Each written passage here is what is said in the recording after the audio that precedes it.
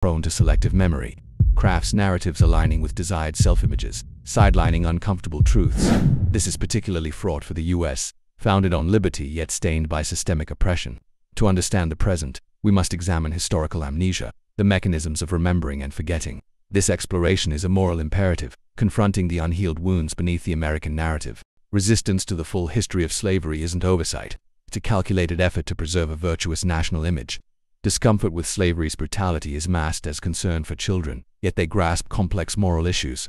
The fear is protecting national innocence, not children. This manifests in book banning and historical whitewashing, perpetuating ignorance and hindering addressing systemic racism.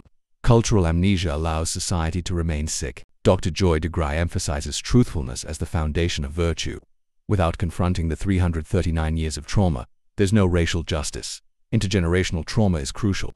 Slavery's effects pass through generations, impacting lives today. Post-emancipation, the absence of support compounded trauma, furthered by Jim Crow and racial terror. Acknowledging this is vital for healing. Her shooting analogy shows trauma's ripple effect, mirroring slavery's impact. Symptoms of PTSD and disparities reflect this.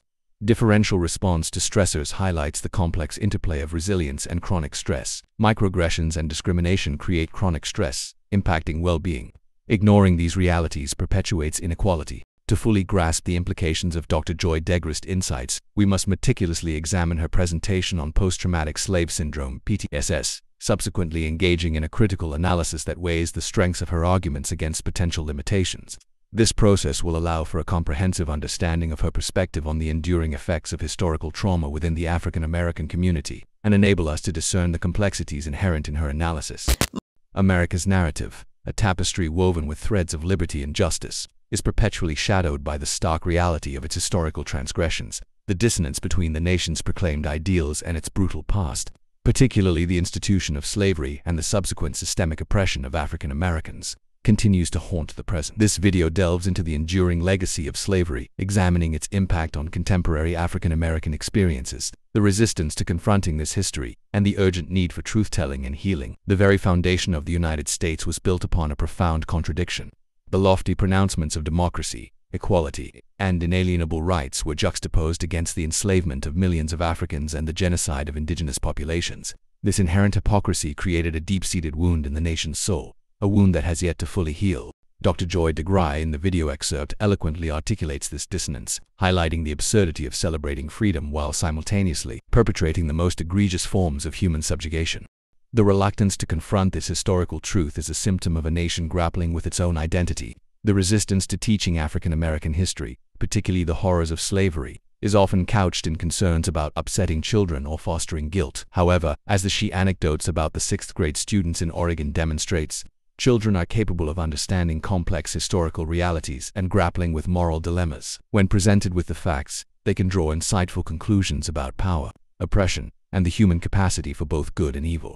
The fear of confronting history is not about protecting children. It's about protecting a sanitized version of the American narrative. It's about preserving a sense of national innocence that is fundamentally incompatible with the truth. She emphasizes that truthfulness is the foundation of all human virtue.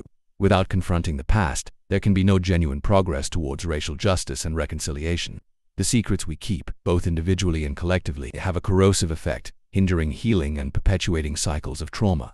This is particularly evident in the realm of health disparities. Her personal connection to Louisiana and his father's insightful observation about the differential impact of illness on Black and white individuals underscores the enduring legacy of slavery on African American health. The persistent mythologies and internalized oppression that emerged during slavery continue to manifest in contemporary health outcomes. The concept of intergenerational trauma is central to understanding the enduring impact of slavery. The speaker effectively illustrates this by using the analogy of a shooting. While the immediate victim is directly traumatized, the effects ripple outwards, impacting witnesses, family members, and even those who hear about the event secondhand. Similarly, the trauma of slavery was not confined to those who directly experienced it. It was passed down through generations, shaping the lives of their descendants. Dr. Joy rightly points out that the absence of therapeutic or societal support following emancipation compounded the trauma. Freed from physical bondage, African Americans were left to navigate a hostile environment without any resources to address the psychological and emotional scars of slavery. The violence and oppression continued in new forms, from Jim Crow laws to racial terror, further perpetuating the cycle of trauma. Her analysis highlights the ways in which the symptoms of post-traumatic stress disorder (PTSD) manifest in the African American community. The exaggerated startle response, difficulty sleeping, feelings of a foreshortened future, and triggers based on past experiences are all hallmarks of PTSD, and they are also indicative of the enduring impact of historical trauma. Her insistence on the importance of acknowledging the truth about slavery is not about dwelling on the past. It's about understanding the present and creating a more just future. By confronting the historical roots of racial inequality, we can begin to dismantle the systems of oppression that continue to perpetuate disparities in health, education, and economic opportunity. The banning of books that address these issues is a deliberate attempt to silence the voices of those who have been marginalized and oppressed. It is a form of cultural amnesia, a refusal to acknowledge the painful realities of the past. Dr. Joy's call to create banned book clubs is a powerful act of resistance, a commitment to preserving and disseminating the truth. The journey towards racial healing is a long and arduous one, but it begins with truth-telling.